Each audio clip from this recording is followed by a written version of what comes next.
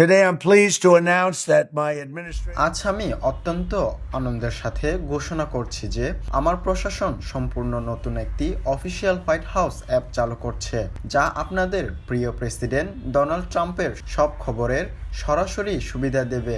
সেটি আমি। এটি আজ থেকেই অ্যাপল এবং অ্যান্ড্রয়েড অ্যাপ স্টোরে পাওয়া যাচ্ছে।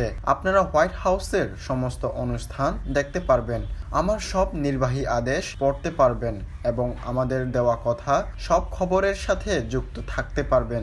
এটি এমন একটি বাক্য যা আমি প্রচারণার সময় ব্যবহার করেছিলাম এবং এটি অত্যন্ত সত্য। প্রকৃতপক্ষে আমি যতটা প্রতিশ্রুতি দিয়েছিলাম তার চেয়েও বেশি পূরণ করেছি। আমরা যা বলেছিলাম তার চেয়েও অনেক বেশি কাজ করেছি। প্রত্যেক আমেরিকান নাগরিকের প্রত্যাশা করা উচিত যে তাদের সরকার স্বচ্ছ হবে এবং ট্রাম্প প্রশাসন ইতিহাসের সবচেয়ে স্বচ্ছ প্রশাসন, এটা নিশ্চিত। স্লিপি জো বাইডেন কি করছিলেন তা কেউ জানতো না।